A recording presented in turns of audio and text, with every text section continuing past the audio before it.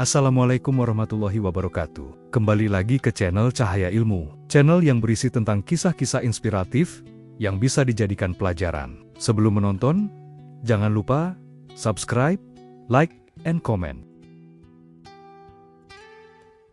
Sebelum dunia mengenal Persia dan Romawi sebagai musuh Islam, sebelum pasukan, panji, dan strategi besar ditulis sejarah, Islam hanyalah cahaya kecil di tengah gelapnya jazirah Arab. Padang pasir sunyi, angin membawa debu, bukan kemenangan. Kaum muslimin sedikit lemah, terancam, dan di masa inilah sejarah tidak menunggu raja. Sejarah menunggu satu anak panah. Ia bukan panglima, bukan bangsawan bermahkota, bukan pula pemilik pasukan. Ia hanya seorang pemuda Quraisy dari Bani Zuhrah, tenang, pendiam. Tangannya terbiasa membuat panah, bukan untuk perang besar, tapi untuk berburu di padang pasir. Namun Allah menyiapkan tangan itu untuk momen yang akan mengubah arah zaman. Namanya Sa'ad bin Abi Waqqas. Badar, hari ketika iman bertemu maut. Jumlah tak seimbang, perlengkapan minim. Namun, keyakinan menggelegar langit. Di barisan kaum muslimin, Sa'ad berdiri tanpa sorak, tanpa pidato. Ia menarik busur, menahan napas, dan saat anak panah itu melesat, itulah panah pertama yang dilepaskan demi Islam. Bukan sekadar senjata. Itu adalah pernyataan iman. Rasulullah melihatnya, dan dari lisan yang tak pernah berdusta, keluar kalimat yang tidak pernah diberikan sembarangan. Irmi, ya Sa'ad, bi abi wa umi anta, panahlah wahai Sa'ad, ayah dan ibuku menjadi tebusanmu. Kalimat itu tidak hanya memuliakan Sa'ad, ia mengunci namanya di langit. Satu panah, satu doa Nabi, dan satu takdir besar mulai bergerak. Panah itu tidak berhenti di Badar, ia melesat menembus tahan-tahan ke depan, menuju Persia, menuju Kadisya, menuju runtuhnya sebuah imperium. Saat belum mengetahuinya hari itu, namun langit telah mencatat, tangan ini akan menjatuhkan Kisra. Doa ini akan dikunci Allah, dan iman ini akan bertahan saat fitnah mengguncang umat. Kelak, saat pedang kaum muslimin saling berhadapan, saat fitnah lebih tajam dari tombak musuh, saat tidak akan mengangkat senjata, bukan karena takut, tetapi karena iman. Ia berperang saat kebenaran jelas, dan memilih diam saat kebinasaan bernama fitnah. Inilah kisah seorang pemanah yang menaklukkan dunia tanpa pernah menginginkan dunia. Sejarah sering ditulis oleh pasukan besar, namun Islam pernah dimulai oleh satu panah, satu doa, dan satu iman tanpa ragu. Dan kisah itu baru saja dimulai. Makkah, puluhan tahun sebelum hijrah, kota tua yang berdiri di antara bukit dan kehormatan nasab. Disinilah manusia dihitung bukan dari iman, tetapi dari darah, kabilah, dan garis keturunan. Di tengah Quraisy, ada satu kabilah yang dikenal tenang, halus, dan disegani, Bani Zuhrah. Dari kabilah inilah lahir seorang anak yang kelak akan mengubah peta dunia. Bukan dengan mahkota, tetapi dengan panah dan doa Nabi. Ia lahir di Makkah sekitar 23 tahun sebelum hijrah, di masa ketika Islam belum dikenal, dan nama Muhammad baru dikenal sebagai Alam. Anak itu diberi nama Sa'ad bin Abi Waqqas. Tidak ada tanda langit terbelah, tidak ada sorak manusia, namun Allah telah menulis, tangannya akan menjadi senjata iman, doanya akan dikunci langit, dan namanya akan disebut Rasulullah dengan kalimat yang tak diberikan pada sembarang sahabat. Ia adalah Sa'ad bin Malik bin Uhayyib bin Abdul Manaf bin Zuhrah bin Kilab bin Murrah, dan di titik Kilab bin Murrah, nasabnya bertemu langsung dengan Rasulullah. Bukan sekadar sahabat, Sa'ad berasal dari kabilah yang sama dengan ibu Nabi, Aminah binti Wahb. Karena itu Rasulullah bersabda dengan bangga, "Inilah pamanku." Maka di mana paman seseorang seperti ini? Sa'ad bukan hanya sahabat, ia adalah keluarga dari sisi ibu. Ayahnya, Malik bin Uhayyib, seorang Quraisy tulen, penjaga kehormatan kabilah. Ibunya, Hamnah binti Sufyan, wanita keras, kuat, dan sangat fanatik terhadap agama leluhur. Dari rahim inilah Sa'ad lahir. Dan dari rumah inilah ujian iman paling kejam kelak datang. Allah menyiapkan Sa'ad bukan hanya untuk melawan musuh di medan perang, tetapi melawan air mata ibunya sendiri. Sebelum Islam, Sa'ad bukan pemuda kasar. Ia dikenal pendiam, tegas, terampil memanah, menjaga kehormatan diri. Ia tidak tenggelam dalam pesta Quraisy, tidak mabuk kehormatan, tidak haus pujian. Seolah jiwanya menunggu satu panggilan besar yang belum turun dari langit. Saat kelak berkeluarga, ia memiliki beberapa istri dalam perjalanan hidupnya, di antaranya dari Quraisy dan kabilah Arab lainnya. Dan dari rumahnya lahir anak-anak. Di antaranya Umar bin Sa'ad, Amir bin Sa'ad, Mu, Abi bin Sa'ad, Mu, Ahmad bin Sa'ad, serta anak-anak lainnya yang tumbuh di bawah bayang iman dan jihad. Namun tak satu pun dari mereka mengangkat nama Sa'ad setinggi doa Rasulullah yang telah lebih dulu mengunci namanya di langit. Sa'ad lahir dari darah Zuhrah, terhubung dengan Rasulullah dari sisi ibu.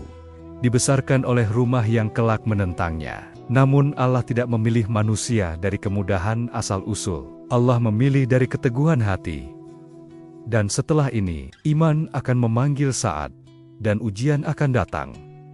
Bukan dari musuh, tetapi dari ibunya sendiri. Sebelum Islam menyentuh lisannya, Allah telah mengetuk hatinya lewat mimpi. Saat melihat dirinya berjalan di tengah kegelapan pekat. Tidak ada bintang, tidak ada arah, hanya sesak dan sunyi. Lalu dari kejauhan, muncul cahaya terang, tenang, bersih, dan memanggil. Saat mendekat, dan di dalam cahaya itu, ia melihat sosok Muhammad. Saat terbangun, dadanya bergetar. Ia belum mengenal Islam, namun jiwanya sudah mengenal kebenaran. Sejak mimpi itu, Makkah terasa sempit, berhala-berhala tampak bisu. Tradisi Quraisy terasa hampa. Saat merasa sedang menunggu sesuatu yang lebih besar dari kehormatan kabilah, ia mendengar bisik-bisik tentang Muhammad yang membawa ajaran baru, tentang tauhid, tentang kebenaran yang membuat Quraisy marah. Dan saat tahu, cahaya dalam mimpinya memiliki satu nama. Saat akhirnya bertemu dengan Abu Bakar As-Siddiq, bukan dengan perdebatan panjang, bukan dengan paksaan. Abu Bakar hanya berbicara jujur tentang Allah, tentang Rasul-Nya, tentang akhirat. Dan saat mengenali kebenaran, seperti seseorang mengenali wajah yang pernah ia lihat dalam mimpi, tanpa ragu, tanpa syarat. Sa'ad bin Abi Waqqas mengucapkan syahadat. Ia termasuk orang-orang paling awal masuk Islam dan pemuda pertama yang mengangkat iman tanpa kompromi. Saat menyembunyikan Islamnya, bukan karena takut mati, tetapi karena tahu badai akan datang. Ia syalat diam-diam, berdoa dalam sunyi, menguatkan iman sebelum dunia runtuh di sekitarnya. Namun iman tak pernah bisa lama disembunyikan. Dari keluarga dan ibunya segera tahu, ibunya berdiri di hadapannya. Bukan sebagai ibu, tetapi sebagai benteng terakhir jahiliyah. Ia berkata dengan sumpah keras, "Wahai Sa'ad, jika engkau tidak meninggalkan agamamu, aku akan berhenti makan dan minum sampai mati.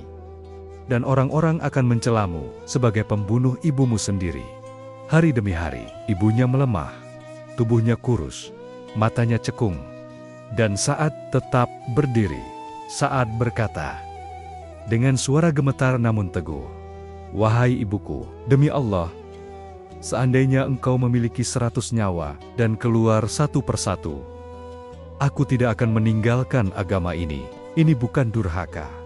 Ini adalah iman yang telah menemukan Robnya."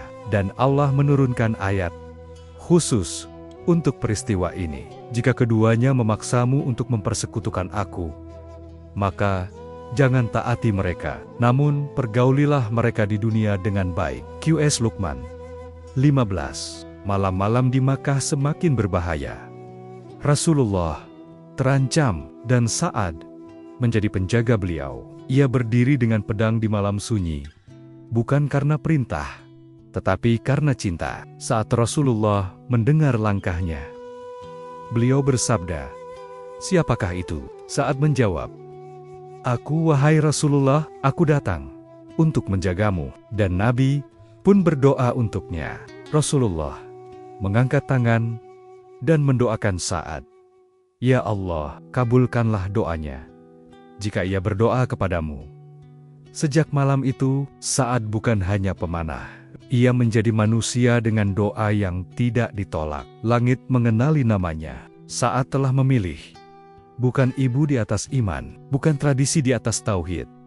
Ia memenangkan perang tanpa pedang, melawan darahnya sendiri.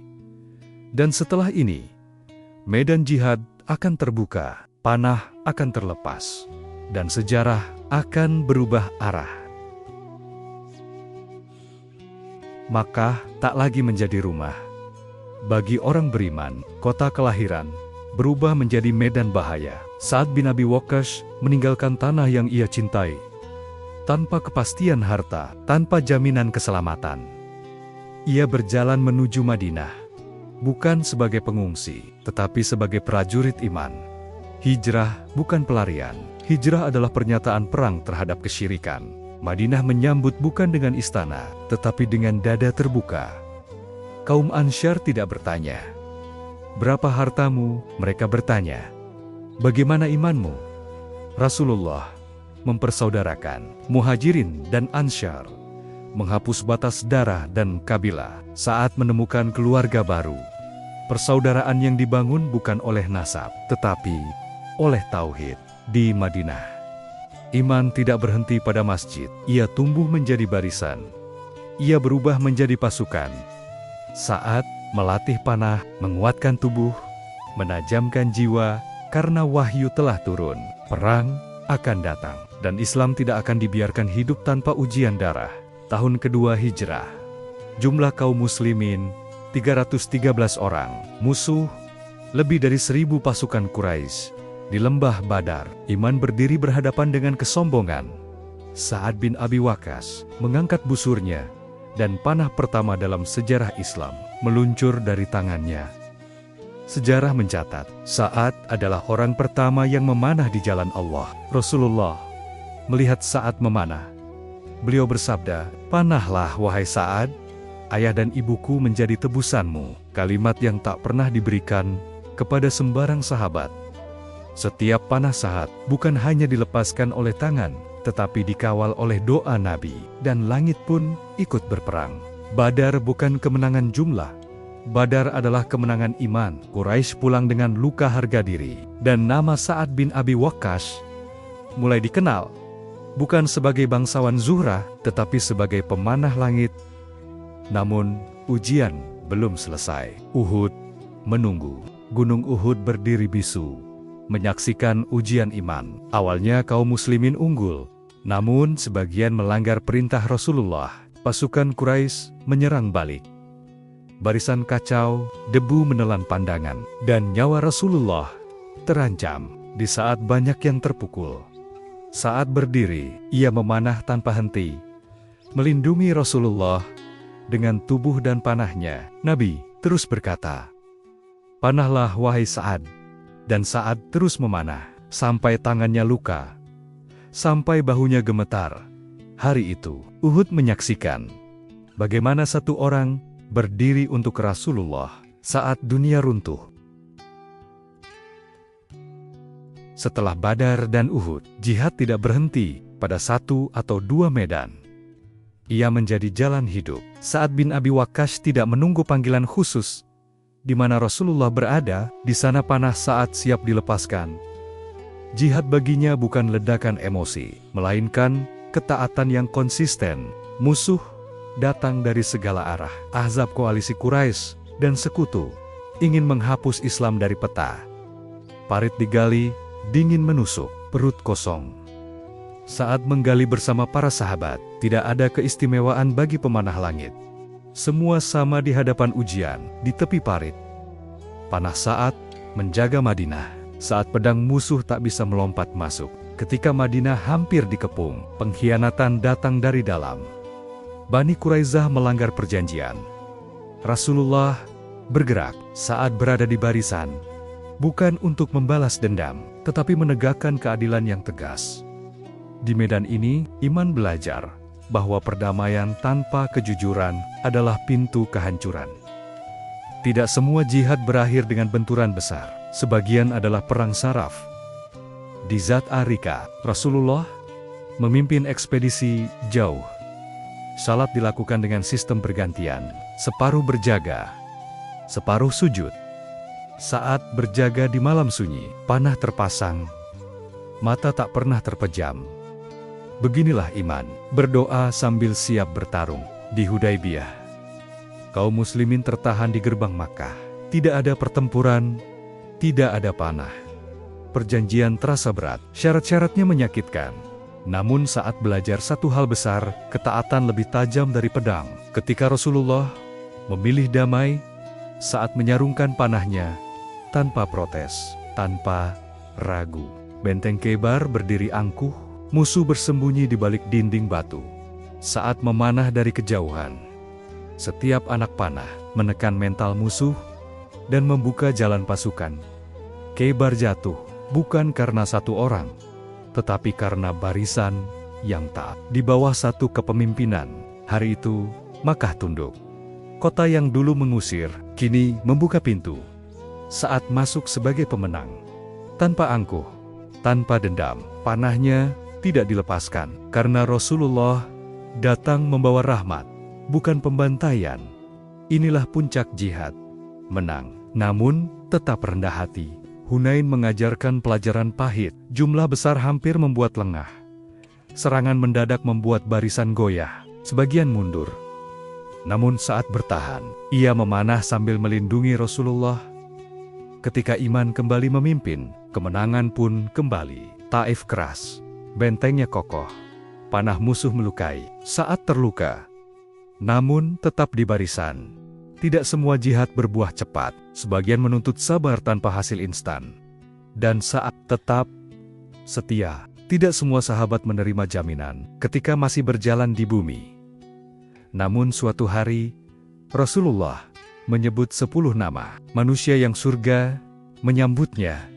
Bahkan sebelum kematian, di antara mereka, terdengar satu nama dari Bani Zuhrah, Sa'ad bin Abi Waqqas. Bukan karena nasab, bukan karena usia, tetapi karena iman, jihad dan doa yang lurus. Jaminan surga tidak membuat Sa'ad meninggi. Ia tidak mengubah caranya berjalan. Tidak menuntut penghormatan, tidak merasa kebal dari ujian. Ia tahu, jaminan bukan alasan berhenti takut kepada Allah, tetapi alasan lebih takut untuk tergelincir. Tanggal 12 Rabiul Awal, tahun 11 Hijriah, Rasulullah wafat. Langit seolah berhenti. Bumi terasa runtuh. Saat menunduk, panahnya terdiam. Tangannya gemetar. Orang yang selama ini ia jaga, ia bela, ia cintai, kembali kepada Robnya. Dengan wafatnya Rasulullah, jihad saat memasuki babak baru. Bukan lagi di bawah wahyu yang turun langsung, tetapi di bawah amanah khilafah. Dan Allah telah menyiapkan Sa'ad untuk peran yang lebih besar dari sekadar pemanah. Sa'ad bin Abi Waqqas dijamin surga, namun tetap takut kehilangan Nabi, namun tidak kehilangan arah. Dan setelah ini, panah Sa'ad akan menembus bukan lagi perbukitan Arab, melainkan takhta para kaisar. Rasulullah telah wafat. Wahyu tidak lagi turun. Kini umat dipimpin oleh manusia yang harus menjaga agama tanpa suara langit yang turun setiap hari. Sa'ad bin Abi Waqqas tidak menuntut peran, namun sejarah tidak memberi pilihan. Di masa Abu Bakar As-Siddiq, umat Islam diuji oleh kemurtadan dan perpecahan. Saat berdiri tanpa ragu, ia tidak banyak bicara. Tetapi ketika diminta berangkat, ia berangkat. Karena baginya, ketaatan adalah jihad pertama. Ketika Umar bin Khattab radhiyallahu anhu menjadi khalifah, ia tidak memilih panglima karena keturunan. Ia memilih karena rekam iman, dan Umar tahu tidak ada pemanah yang doanya lebih lurus. Selain Sa'ad bin Abi Waqqas, Umar memanggil Sa'ad bukan untuk penghormatan, tetapi untuk amanah yang bisa menghancurkan siapapun. Engkau, aku utus, memimpin pasukan melawan Persia. Kata-kata itu bukan pujian, itu beban sejarah. Di hadapan Sa'ad, berdiri pasukan sederhana, tanpa zirah emas, tanpa istana, tanpa jaminan hidup. Namun mereka membawa sesuatu yang tak dimiliki Persia, keyakinan di seberang medan. Berdiri kekaisaran Sasania, baju besi berkilau, gajah perang, panji kaisar. Dunia yakin ini bukan peperangan seimbang. Namun sejarah tidak bertanya kepada dunia. Saat tidak memulai dengan panah. Ia mengirim utusan, mengajak kepada Islam, atau jizyah, atau perang. Karena jihad bukan tentang darah, tetapi tentang kebenaran yang disampaikan terlebih dahulu. Saat perang semakin dekat, saat jatuh sakit, tubuhnya melemah, ia tidak mampu menunggang kuda. Namun, kepemimpinan tidak selalu berdiri di garis depan. Dari atas tandu, saat memimpin, saat menyusun pasukan. Dengan kesabaran, ia tahu iman tanpa strategi adalah keberanian yang ceroboh. Ia menunggu saat yang tepat, menekan titik lemah, mengubah arah sejarah. Hari-hari berlalu. Ketegangan memuncak. Semua tahu, jika Persia jatuh di sini, dunia timur akan berubah selamanya. Dan saat berada di pusatnya, saat kemenangan mulai condong, saat tidak bersorak, ia sujud karena ia tahu, yang menang bukan jumlah, tetapi pertolongan Allah. Kabar kemenangan sampai ke Madinah. Umar menangis, bukan karena Persia kalah, tetapi karena Islam ditegakkan oleh orang yang tidak mengejar dunia, Sa'ad bin Abi Waqqas. Bukan raja, bukan penakluk yang haus nama. Ia hanyalah panah yang dilepaskan tepat sasaran oleh tangan takdir, dan sejarah belum selesai dengannya. Perang telah usai. Debu Qadisiyah mulai mengendap. Namun Islam tidak datang hanya untuk menang. Ia datang untuk membangun. Sa'ad bin Abi Waqqas berdiri di persimpangan sejarah. Apakah kemenangan akan melahirkan keadilan, atau justru tirani baru? Dari Madinah, Umar bin Khattab radhiyallahu anhu mengirim perintah, bangunlah Kufah. Jadikan ia kota umat. Bukan istana penakluk, bukan benteng kekuasaan, bukan simbol keangkuhan, tetapi tempat di mana Islam bernafas dengan adil. Kufah belum bernama, hanya tanah datar, panas, dan angin keras. Namun saat tidak melihat tanah, ia melihat masa depan umat. Ia menancapkan tongkat, dan disitulah kota dimulai. Tidak ada istana gubernur, tidak ada tembok pemisah. Rumah Sa'ad tidak lebih tinggi dari rumah rakyat, karena baginya pemimpin yang meninggikan diri telah merendahkan amanah. Bangunan pertama Kufah bukan balai pemerintahan, ia adalah masjid. Di sanalah hukum ditegakkan, ilmu diajarkan, dan tangisan yatim didengar karena Islam dibangun. Dari sajadah, bukan singgasana. Saat tidak bersembunyi, di balik protokol, ia salat bersama rakyat, makan seperti mereka, mendengar keluhan tanpa perantara. Ia tahu, jarak terpendek antara pemimpin dan keadilan adalah kerendahan hati, namun kekuasaan. Bahkan yang bersih tak pernah sepi dari fitnah. Datang laporan ke Madinah, saat tidak adil, saat terlalu lembut, saat tidak cakap memimpin, saat mendengar tanpa membela diri. Umar tidak memvonis. Ia mengutus penyelidik, bukan untuk menjatuhkan, tetapi untuk menjaga amanah. Dan saat menerima itu tanpa amarah. Karena pemimpin sejati tidak takut diperiksa. Akhirnya, Umar mencopot Sa'ad dari jabatan, bukan karena pengkhianatan, bukan karena korupsi, tetapi demi ketenangan umat. Dan Sa'ad berkata pelan, "Aku tidak marah, aku telah menunaikan amanah." Sa'ad kembali menjadi rakyat biasa, tanpa pengawal, tanpa jabatan, tanpa dendam. Karena baginya, jabatan bukan identitas, imanlah itu. Kufah tetap berdiri, menjadi pusat ilmu, pusat qiraah, pusat peradaban Islam. Dan di fondasinya tertanam satu prinsip Sa'ad bin Abi Waqqas, Bangunlah tanpa menindas, pimpinlah tanpa meninggikan diri.